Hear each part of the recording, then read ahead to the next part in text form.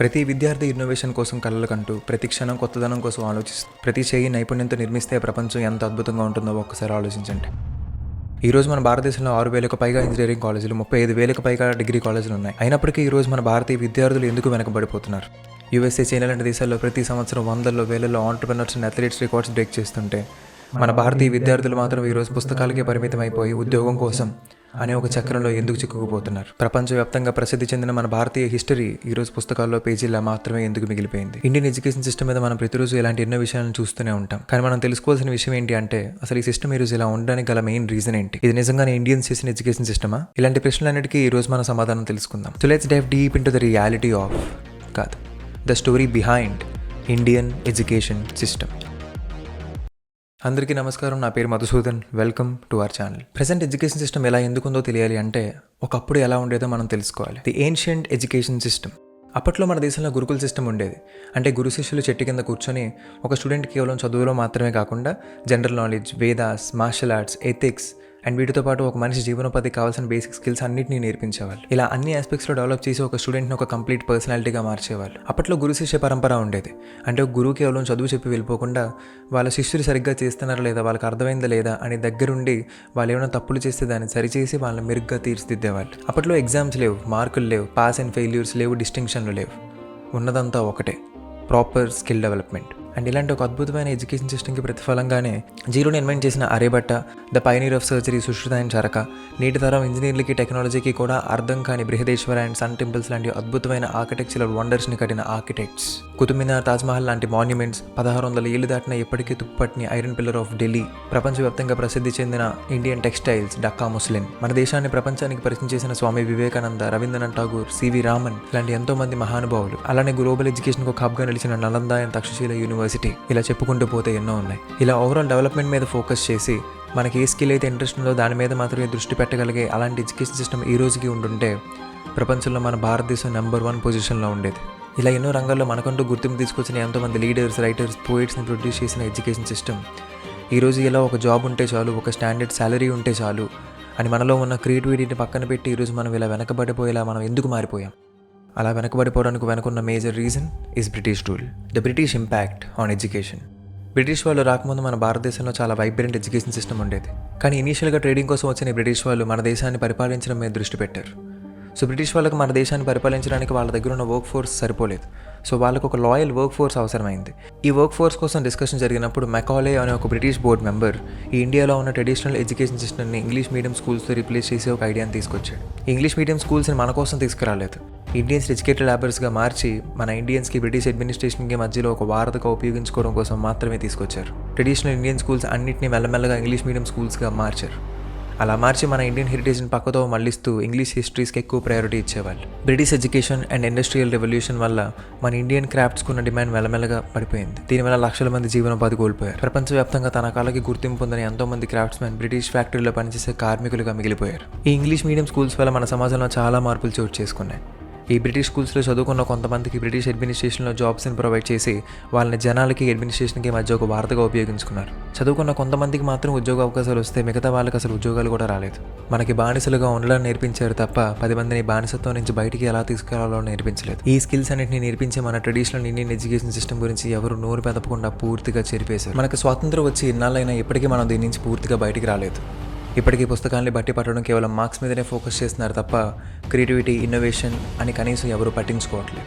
అందుకనే మన దేశంలో కొన్ని కోట్లు సంపాదించగలిగే ఆంటర్‌ప్రెన్యూర్ ఆపర్చునిటీస్ ఉన్నా ఈ రోజుకి ఒక స్టాండర్డ్ శాలరీ ఇచ్చే గవర్నమెంట్ జాబ్నే ఎక్కువ ప్రిఫర్ చేస్తారు. అండ్ దీనికి కారణంగానే గ్లోబల్ ఇన్నోవేషన్ ఇండెక్స్లో ఉన్న 133 దేశాల్లో మన భారతదేశం ఇప్పటికీ ఇంకా 39వ స్థానంలోనే ఉంది. మనలో చాలామంది అనుకునే ఉంటాం, ఈ ఎడ్యుకేషన్ సిస్టమ్ని మారిస్తే బాగున్ను, ఈ స్కిల్స్ మీద ఎక్కువ ఫోకస్ చేసే ఎడ్యుకేషన్ సిస్టమ్ని తీసుకొస్తే బాగున్ను అని మనం ఎప్పుడో ఒకప్పుడు అనుకునే ఉంటాం. బట్ ఇక్కడ మనం అర్థం చేసుకోవాల్సిన విషయం ఏంటి అంటే, ఒక సాధారణ స్టూడెంట్, ఒక నార్మల్ పర్సన్ అయిన నాకే ఇన్ని విషయాలు తెలిసినప్పుడు గవర్నమెంట్కి ఇవన్నీ తెలియదా? లేక తెలిసినా వాళ్ళు పట్టించుకోరా? ఈ రోజుకి ఎడ్యుకేషన్ సిస్టమ్ ఇంకా ఇలానే ఉండడానికి 5 మేజర్ రీజన్స్ ఉన్నాయి. అందులో ఫస్ట్, పాపులేషన్. ఇందాక చెప్పినట్టు మన భారతదేశం ప్రపంచంలో నెంబర్ 1 స్థానంలో ఉంది when it comes to population. Reports ప్రకారం మన భారతదేశంలో ఇంచుమించు 2.5 కోట్ల మంది స్కూల్ స్టూడెంట్స్ ఉన్నారు. అండ్ వీళ్ళు different kinds of cultures, different kinds of diversities నుంచి వచ్చిన వాళ్ళు. ఇంత డైవర్సిటీ కల్చర్స్ ఉన్న మన భారతదేశంలో ఎడ్యుకేషన్ ఇన్ఫ్రాస్ట్రక్చర్ని మార్చడం అనేది లాజిస్టికల్గా చాలా కష్టమైన విషయం. And the second is bureaucratic red tape.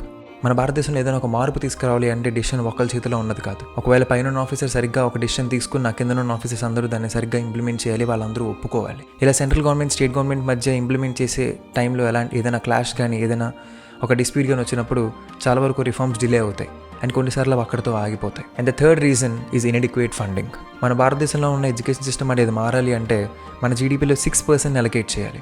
కానీ మన ఇండియన్ గవర్నమెంట్ చేసేది కేవలం 4%. ఈ 4% మాత్రమే అలొకేట్ చేయడం వల్ల ఇప్పటికీ ఇన్ఫ్రాస్ట్రక్చర్ అనేది అలానే అక్కడే స్టాగ్నెంట్గా ఉండిపోతుంది. And the fourth reason is inequality in access. సిటీస్లో ఉండే స్కూల్స్కి పల్లెటూరులో ఉండే స్కూల్స్కి చాలా వ్యత్యాసం ఉంది. సిటీస్లో ఉన్న స్కూల్స్లో top faculty, top education, top infrastructure facilities అన్నీ ఉంటుంటే పల్లెటూరులో ఉన్న స్కూల్స్లో మాత్రం కనీసం బేసిక్ ఫెసిలిటీస్ కూడా సరిగ్గా ఉండట్లేదు.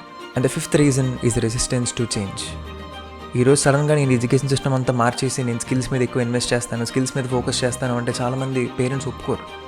ఎందుకంటే వాళ్ళందరి మైండ్ సెట్ ఒక ట్రెడిషనల్ ఎడ్యుకేషన్ సిస్టమ్ దగ్గరే స్టక్ అయిపోయి ఉంటుంది. అలా ట్రెడిషనల్గా వెళ్లకుండా ఏదైనా ఒకటి కొత్తగా భిన్నంగా చేస్తున్నాం అంటే చాలామంది అది మంచిదైనా కానీ యాక్సెప్ట్ చేయరు. అండ్ ఈ 5 రీజన్స్ వల్ల ఈ రోజుకి మన ఇండియాలో ఉన్న ఎడ్యుకేషన్ ఇన్ఫ్రాస్ట్రక్చర్ ఇప్పటికీ అలానే ఉంది. ఇంతవరకు మనం ఈరోజు చూస్తున్న ఎడ్యుకేషన్ సిస్టమ్ ఇలా ఎందుకు మారిపోయిందో దాని వెనుక ఉన్న కారణం ఏంటో తెలుసుకున్నాం. ఆ తర్వాత మనకు స్వాతంత్రం వచ్చి ఎన్నాళ్ళు అవుతున్నా ఇప్పటికీ ఈ సిస్టమ్ ఎందుకు మారలేదో తెలుసుకున్నాం. సరే, ఇదంతా విన్న తర్వాత ఈ రోజుకి మన భారతదేశంలో ఎటువంటి మార్పు లేదు, మనం ఏమాత్రం డెవలప్ అవ్వలేదు అని అంటే మీలో చాలామంది ఒప్పుకోరు. ఎందుకంటే మన దేశం ఈరోజు చాలా ముందుకు వచ్చింది. 2014 నుంచి 2024 ఈ మధ్యలో మన దేశం చాలా అభివృద్ధి చెందింది. ఇందాక మనం మాట్లాడుకున్న అదే గ్లోబల్ ఇన్నోవేషన్ ఇండెక్స్లో 2014లో మనం 76వ స్థానంలో ఉన్నాం.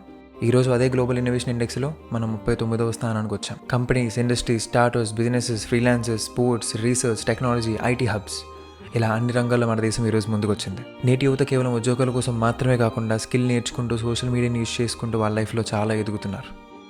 ఇంత మార్పు రావడానికి వెనుకున్న కారణం ఏంటి? వెనకబడిపోయిన ఒక దేశం గురించి ఈరోజు మళ్ళీ ప్రపంచం అంతా మాట్లాడుకునేలా ఈరోజు ఎలా మారింది? మన ఎడ్యుకేషన్ సిస్టంలో ఏమైనా చేంజెస్ వచ్చాయా అంటే లేదు, అప్పటికి ఇప్పటికీ అలానే ఉంది. మరి ఎలా ఈరోజు మన భారతదేశం ఎంత అభివృద్ధి చెందింది? ఈరోజు మార్పు వచ్చింది ఎడ్యుకేషన్ సిస్టంలో కాదు, మనుషుల మైండ్ సెట్లో. అండ్ ఆ మైండ్ సెట్ మారడానికి వెనుకున్న main reason is exposure. And దాని కారణంగానే ఈరోజు స్టార్టప్ ఎకోసిస్టంలో మన భారతదేశం నెంబర్ 3 పొజిషన్లో ఉంది. అంటే మన దేశంలో స్టార్టప్ కల్చర్ అనేది ఎంత ఫాస్ట్గా పెరుగుతుందో మీరే ఊహించుకోండి. India is now leading from the front. మన భారతదేశం ముందుండి ఎన్నో కంపెనీస్ని నడిపిస్తుంది. మన భారతదేశం ముందుండి నడిపించే కొన్ని కంపెనీస్ కొన్ని అయితే మన భారతీయుల ముందుండి నడిపించే కంపెనీస్ మరికొన్ని. అండ్ ఈరోజు మనకున్న సత్తా ఏంటో, మన భారతదేశ పవర్ ఏంటో మనం ఈరోజు ప్రపంచానికి చూపించాం. And I'm very happy for that. సరే, ఇక్కడితో స్టోరీ అయిపోయిందా అంటే లేదు, ఇప్పటికీ ఏదో ఒక వెలితి. ఎందుకంటే ఈరోజు మన భారతదేశంలో 4,000కు పైగా స్టార్టప్స్ ఉంటే మన తెలుగు రాష్ట్రాల నుంచి మాత్రం కేవలం 80 మాత్రమే ఉన్నాయి. తెలుగు స్టూడెంట్స్ చాలామంది ఎప్పటికీ గవర్నమెంట్ జాబ్ లేదా ప్రైవేట్ జాబ్ అనే చూస్తున్నారు తప్ప ట్రెండ్ని ఫాలో అవుతూ ఈ జాబ్ అనే బ్యారియర్ని బ్రేక్ చేసి ఎవరూ బయటికి రావట్లేదు. ఒకవేళ అలా బ్రేక్ చేసి వచ్చినా వాళ్ళని ఎవరూ సపోర్ట్ చేయట్లేదు. ఇంజనీరింగ్, ఎంబీఏ లాంటి చదువులకి ఇచ్చే ఇంపార్టెన్స్ ఈరోజు ప్రెసెంట్ ట్రెండింగ్లో ఉన్న స్కిల్స్కి ఇవ్వట్లేదు. అండ్ దీని కారణంగానే ఈ రోజుకి చాలామంది వాళ్ళ ఉద్యోగాల్లో వాళ్ళ లైఫ్లో కాంప్రమైజ్ అవుతూ బతుకుతున్నారు. దేశం అంతా పరుగులు పెడుతుంటే మన తెలుగు యువత మాత్రం ఇంకా అక్కడే ఎందుకు ఉండిపోతున్నారు? అసలు మన మైండ్ సెట్ ఈ రోజుకి ఇంకా మారకపోవడానికి, ఈ రోజుకి మనం ఇంకా ట్రెడిషనల్ సిస్టమ్ని గట్టిగా పట్టుకుని ఉండడానికి అనుకున్న మెయిన్ రీజన్ ఏంటి? దేశం అంతా పరుగులు పెడుతుంటే మన తెలుగు యువత మాత్రం ఇంకా ఎందుకు అక్కడే ఉండిపోతున్నారు? మనం ఎందుకు మారలేకపోతున్నాం? అసలు ఈ రోజుకి మన మైండ్ సెట్ ఇలానే ఉండడానికి గల మెయిన్ రీజన్ ఏంటి? అండ్ అన్నిటికీ మించి ఈ మైండ్ సెట్ని బ్రేక్ చేసి మనం కూడా ప్రపంచాన్ని శాసించే స్థాయికి ఎదగాలి అంటే ఏం చేయాలో నెక్స్ట్ వీడియోలో మనం తెలుసుకుందాం. And until then, stay tuned. Thank you.